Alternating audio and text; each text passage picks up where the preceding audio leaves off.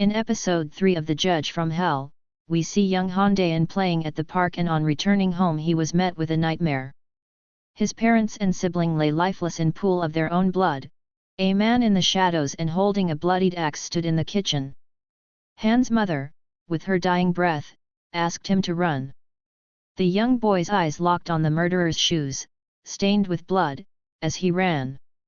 Han Dae-in remembers this scene while he is covered in blood after Bitna had stabbed and killed him.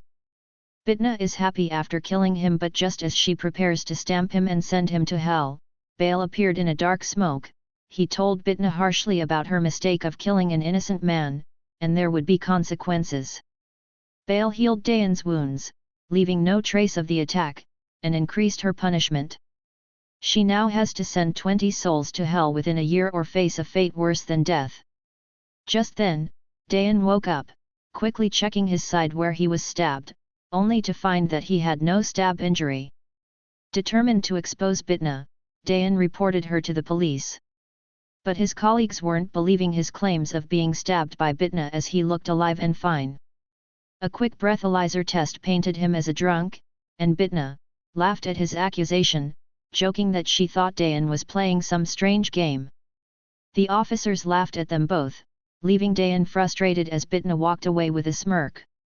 Later that evening, Bitna visited a local restaurant with Valak, her assistant, where she tells him how she now has to kill 20 people instead of 10, and it was all his fault as he was the one who tells her to find the criminals at the station. Then a demon who had been cast to the human world for failing to properly manage and supervise a sinner in hell. Gremory, who also took a human body as a waitress, immediately recognized Bitna as she had encountered her in hell and was the reason she was sent to the human world to be punished. She finds out Justitia now occupied Bitna's body.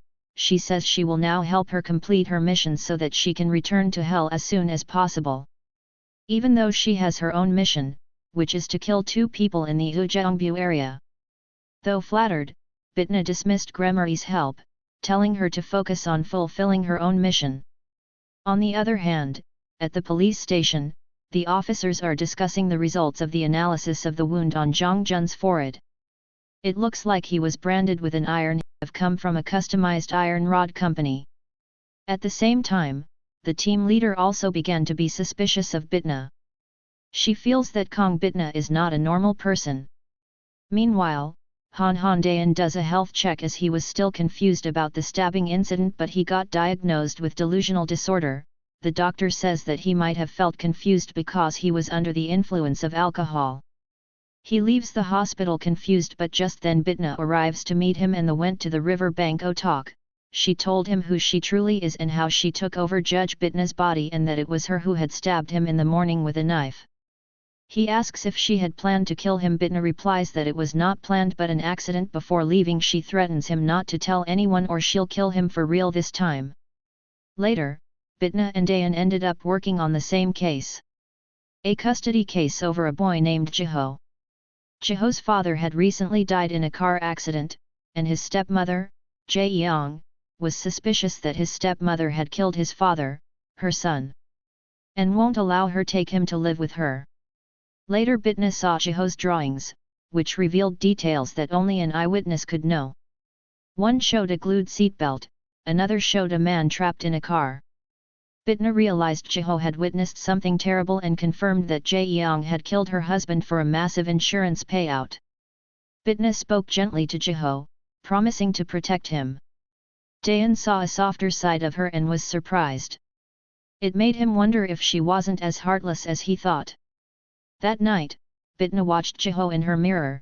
She saw Jiho struggling underwater, and Jae-young's hands forcing him down, and she decided to strike, cause Jiho's life was in danger. Next we see Han Dae-in storm Jae-young's house to ensure Jiho was safe, and Jae-young is seen walking on the road. Bitna asks her where Jiho was and she coldly replies that he must be at home. At this moment Bitna pulls out her knife, and with that the 3rd episode ends.